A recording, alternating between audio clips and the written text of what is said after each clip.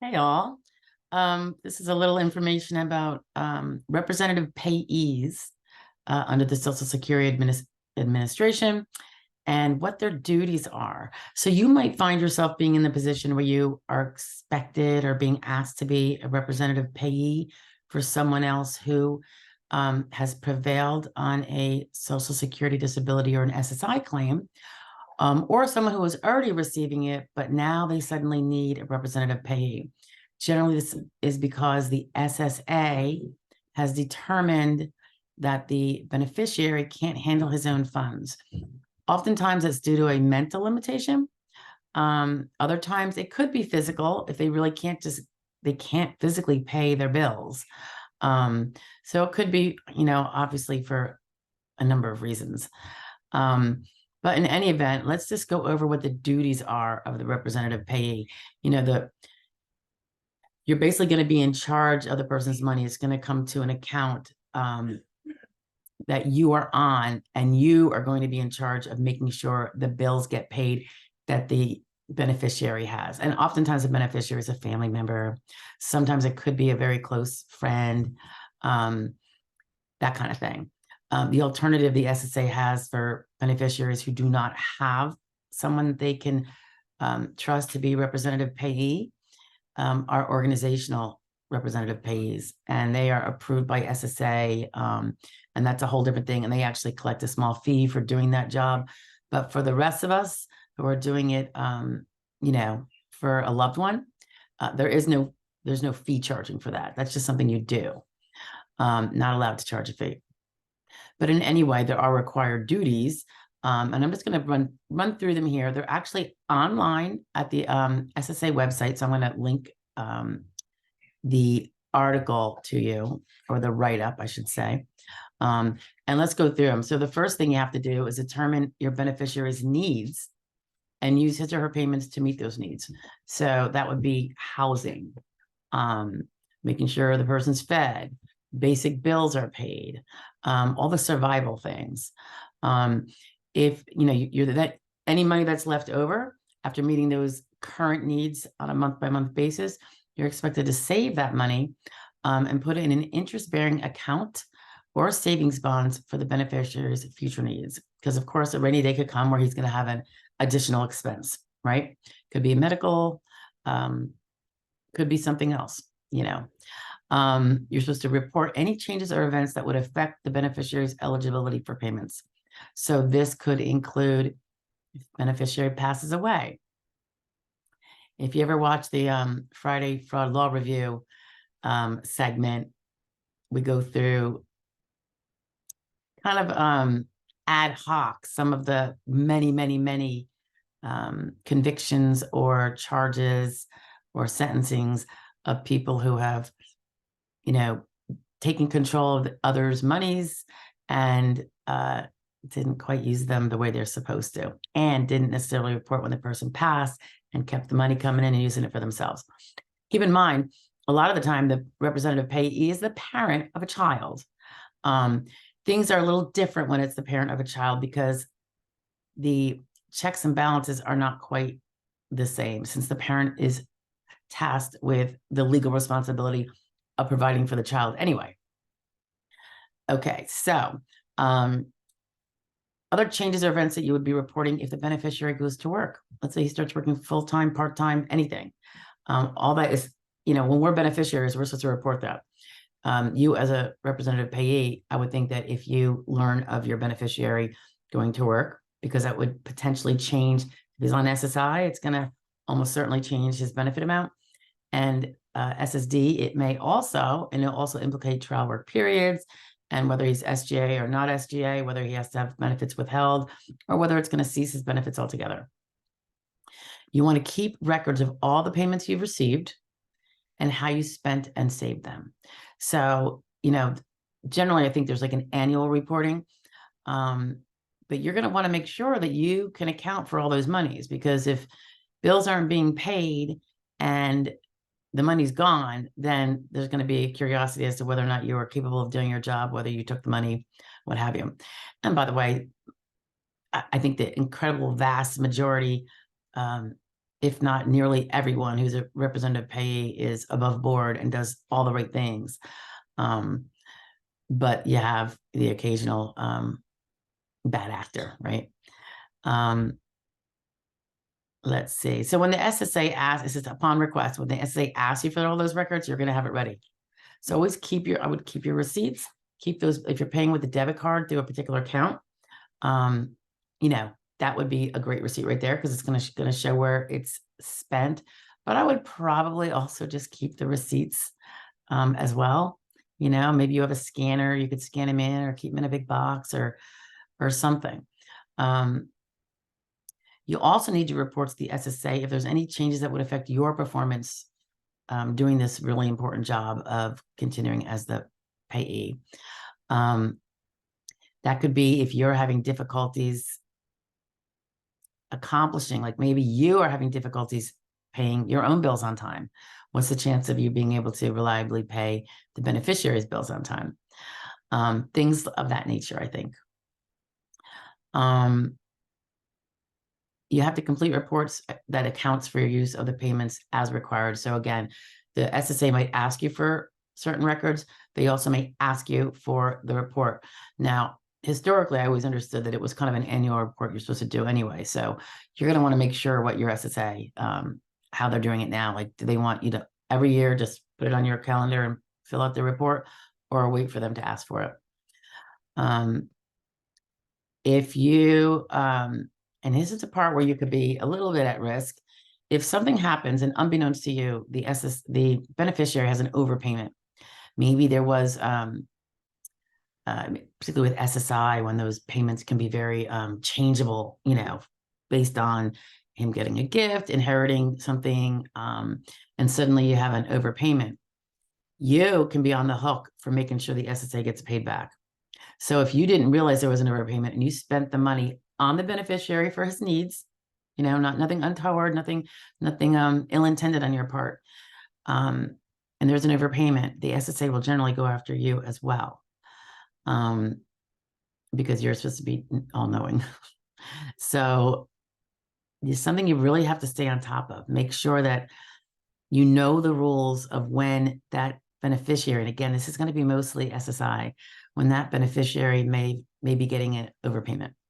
When a payment that he's been getting is not due him in the amount that it's being paid, because down the line, it's going to be learned that he inherited money, or he had a gambling win, or maybe went to work part-time and forgot to report the very low earnings that would slightly reduce his SSI.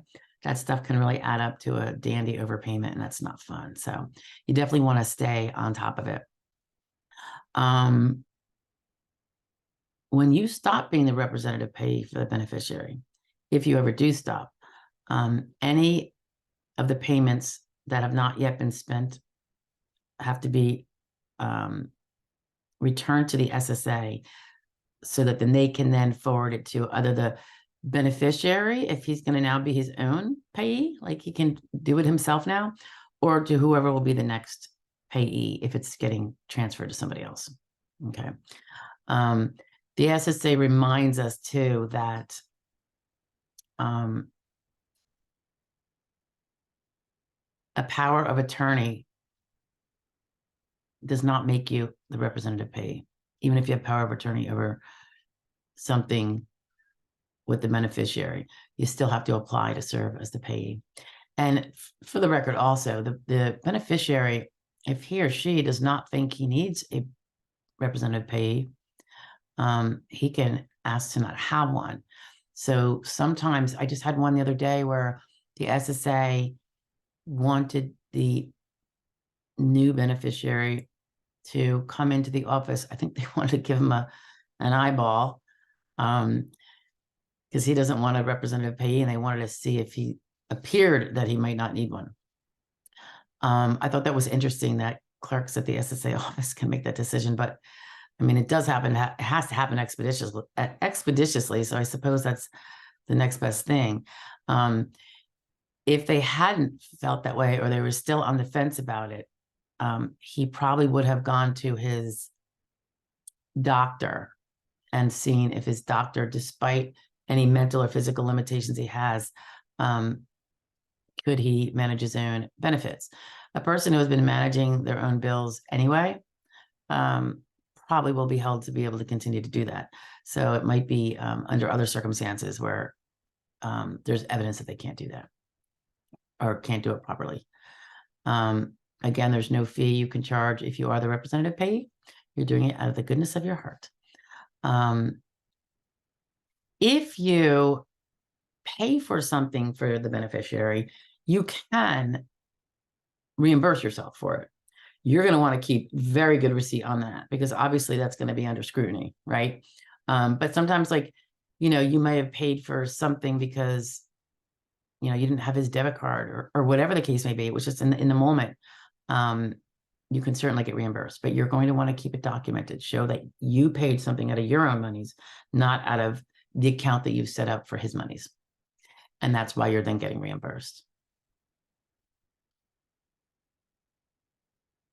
They also say here that you should obtain SSA approval before you use benefits to pay for other out-of-pocket expenses incurred on behalf of a beneficiary for other than current or reasonably foreseeable needs. So I would think, the unforeseeable things that that come up, you might want to. I mean, they say SSA approval. Sometimes, you don't have time for that, but I would be very overt about it after and make sure everything is transparent.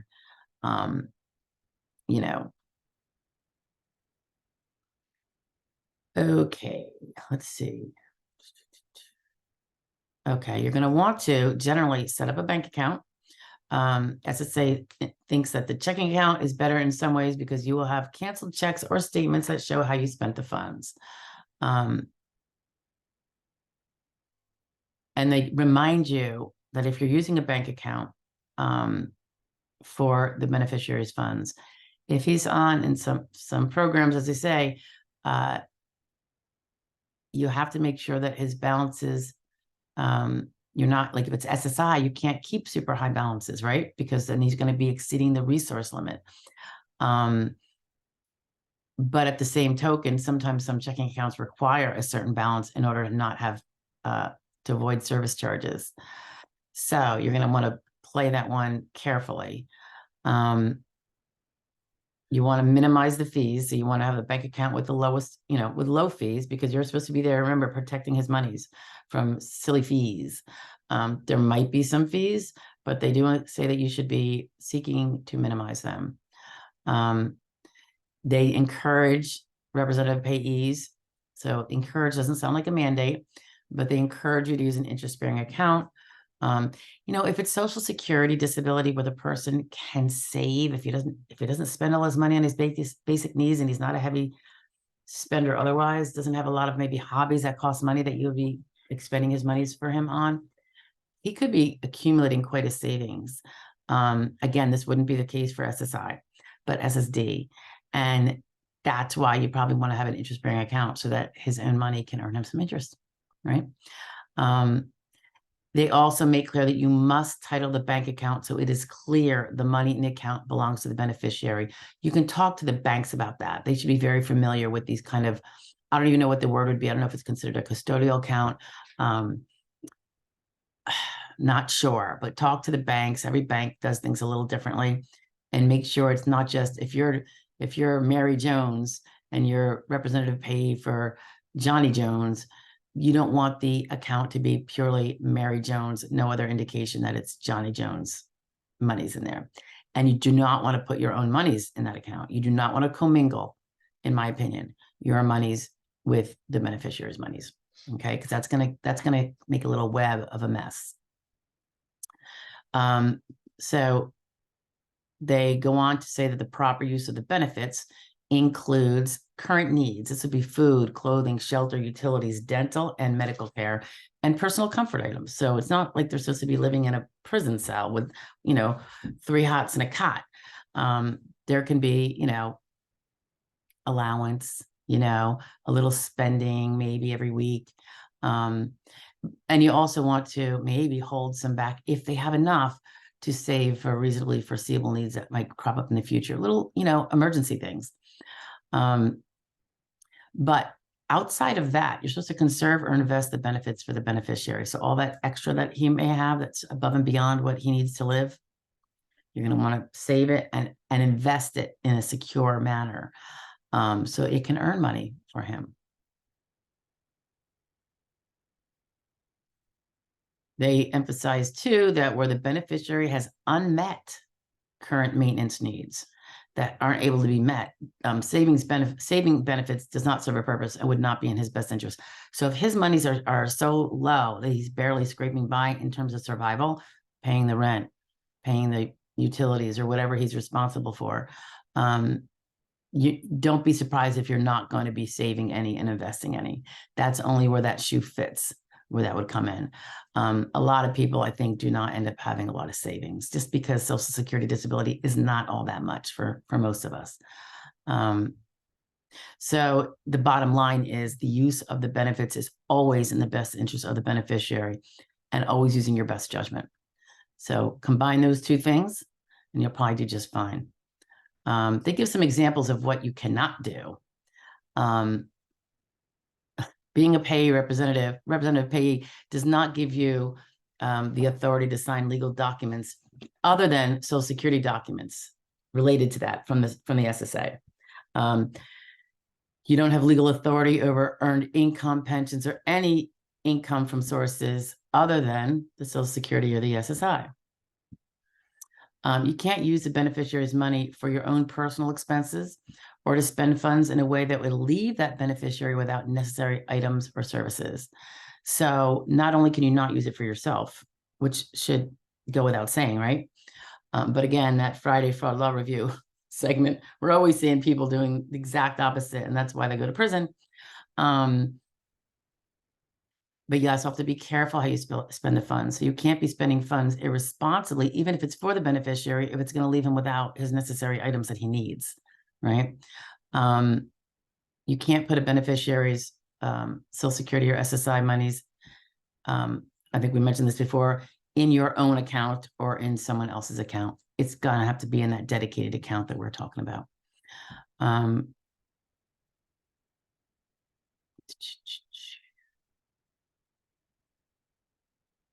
And of course, when you're no longer the payee, let's say it's a child and he turns 18 and no longer needs a payee because he's an adult, you can't keep whatever's funds were saved. If there were some saved, you got to hand that over.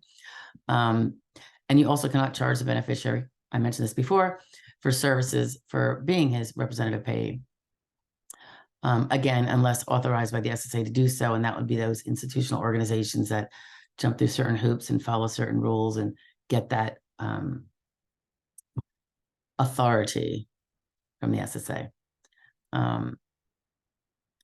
There are some interesting questions they go on to talk about. What if the beneficiary wants you to spend money on things that do not meet your approval? What is your responsibility? The SSA says that, of course, and this is what we mentioned before, your main duty is to make sure that the current needs of the beneficiary are met. That is the main and foremost duty. Everything else is secondary. It's once you have met those needs that he or she has the right to some discretionary spending money. So that was where they give that a little allowance, even if you don't approve of all of his or her choices. So you're not like the parent, assuming this is an adult beneficiary. You're not his guardian per se. So you got to let him do some things that you might not buy with it. It just, if he wants to, right? Now they do go on to say with drug or alcohol abuse, you may want to give him or her only small amounts of spending money. Makes sense, right? Or you can buy food rather than giving him the cash for the food. That's probably a good way of doing it sometimes. Instead of giving him $100 to go out and go shopping where he spends 50 and then the other 50 goes to God knows what, to do an Instacart order or go out and buy yourself, right? If you think he or she is spending money on illegal or dangerous items and activities, they obviously encourage you to seek help from a social service agency that can help him or her. You can also ask for guidance from the local Social Security office or by calling that toll-free number that you hear from me all the time about other things. That's the 1-800 number, 772-1213. Let's see. Oh, yeah. So they talk about, I'm going to skip this one because it's about an institutionalized beneficiary, and I don't think that's going to be the most of you out there. So I don't want this to go on too much longer.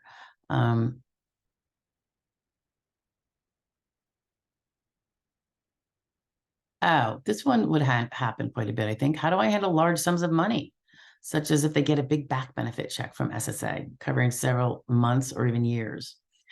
They reiterate the main thing to keep in mind is you must spend the money wisely and in the best interest of the beneficiary.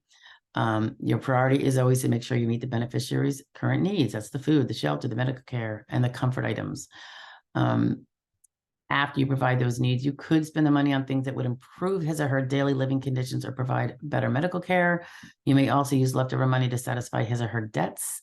However, if you are a creditor to the beneficiary, we must approve your use of money to pay any debt that he or she owes you. That's a good point. And of course, you have to save any remaining funds for him or her, always, right? They are reminding everybody, if this is an SSI situation, as you know, the SSI beneficiary cannot have more than $2,000 if single or $3,000 if married, in countable resources in any given month. So you need to spend. So if you did get a big back benefit, you got 9 months to spend it. And as a rep payee, I would keep all of my receipts, so that his resources are never going to be above 2,000 once that 9 months is up. If you don't spend the money within 9 months after the month of receipt, an overpayment may occur, and that's because they're not going to be due the benefits while that's over. And benefits may stop if countable resources exceed the $2,000 threshold. Okay, these get all very detailed down here, so I'm not going to go through them. I just wanted to give you those basics of, as a representative payee, what you need to do and what you need to document to protect yourself, and of course, always to protect the beneficiary.